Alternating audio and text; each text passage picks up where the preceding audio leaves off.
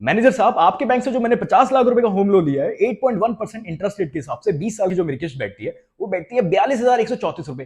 पर जो आप मुझसे पेपर साइन करा रहे हैं, उस पे ईएमआई का अमाउंट तो कुछ अलग ही है, 42,243 रुपए। ये 109 रुपए का फर्क कैसा? अरे आज के जमाने में 100 रुपए क्या ही होते हैं, आप जल्दी से साइन करिए ना।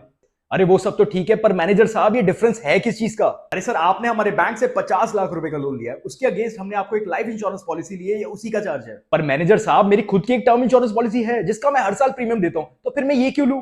वो सब मुझे नहीं पता, आपको ये इंश्योरेंस पॉलिसी तो लेनी ही पड़ेगी क्योंकि ये मैंडेटरी बाय लॉ है। अगर आपने पेपर्स ढंग से नहीं पढ़े हैं तो उठा के एनेक्चर ई पढ़िए। उसमें क्या लिखा है? उसमें ये लिखा है कि taking property insurance is mandatory by law. अच्छा, अगर लॉ की ही बातें हैं तो क्या आप ये सारी बातें मेरे भाई को भी समझा देंगे? हाँ जरूर, लॉ से ऊपर कुछ नहीं चलता सर, आप बुला लीजिए किसी को भी, पर ये इंश्योरेंस तो आपको लेना ही पड़ेगा। अरे छोटे, क्या हुआ, कैसे याद किया? अरे भाई देखना, ये मैनेजर साहब क्या कह रहे हैं। ये कह रहे हैं कि होम लोन लेते वक्त प्रॉपर्टी इंश्योरेंस को लेना मैंडेटरी बाय लॉ है। आपके भाई इतना हंस क्यों रहे हैं? क्योंकि ये जब हंसते हैं ना तो तुम जैसे लोग फंसते हैं।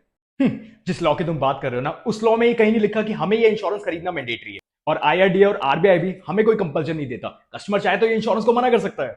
और दूसरा, जो तुम मेरे भाई को जबरदस्ती का इंश्योरेंस चिपका रहे थे, उसमें मुझे ये भी पता है कि तुम्हारी कमीशन छुपी है।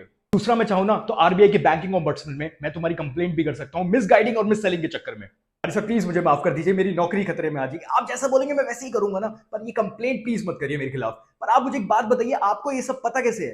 क्योंकि मैं सर्व एंड साइट्स को फॉलो करता हूं।